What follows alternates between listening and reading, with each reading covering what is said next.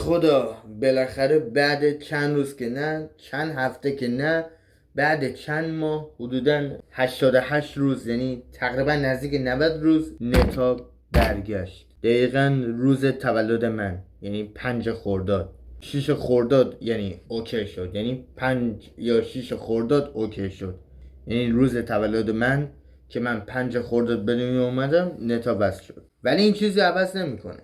هنوز ما یادمون نرفته که کیا مردن، کیا کشته شدن. جنگو هنوزم ادامه داریم این مسئله. هنوز خبرات تو ایران اینترنشنال و BBC و اینا هنوز خبراش هست. من اومدم داستانو توضیح بدم که نتا چجوری برگشت. آقا من داشتم تولدم میگرفتم. تولد خفنی نبود. دقیقا تا شروع نشده تولدم، یعنی مهمونا دعوت شدن، بهم گفتن که آره نتا وصل شده، اینترنت اوکی شده، ولی این چیزی عوض نمیکنه، چون هنوز چیزی برای ما عادی نیست.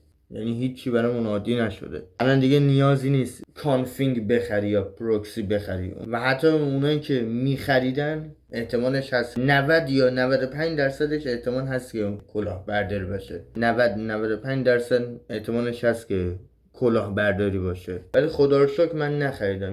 خوشبختانه نت الان برگشت. هنوز کانفینگایی تو تلگرام میذارن، تلگرام و اینستا و واتساپ و اینا هنوز فیلتره، ولی خب الان دیگه باید ایتا و سروش و آیگپ و روبیکا و سیکشون رو بزنیم دوباره برگردیم. 2 بار نت قطع کردن، هر 2 بار.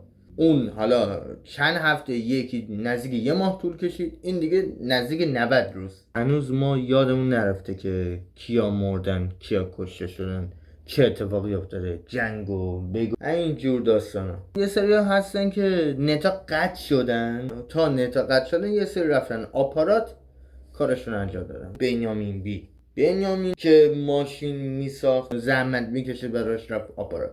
اون بلاگره چی بود اسمش؟ همونه که مثلا از مامان باباش مثلا ویدیوهای فان میساخت، یا قطع کن دوربینو. من حتی میلاد سرس چی بود، اینا رفتن آپارات. خامنه‌ای دیگه ترور شد. نکنم ما رو تو گونی. مراقب خودتون باشید و یادتون نره، اینو میدونم همتون میدونین، ولی اونایی که نمیدونن خواستم بگم سلامتی از همه چی مهمتره. مثل پوتک نیستم که بگم اول از هم پولدار باشید بعد سلامت، نخه، چون سلامتی مهمتره. همینو بس. گرچه اینو خیلیاتون میدونیم، اینا رو به کسایی گفتن که نمیدونستن. و اینکه خداحافظ.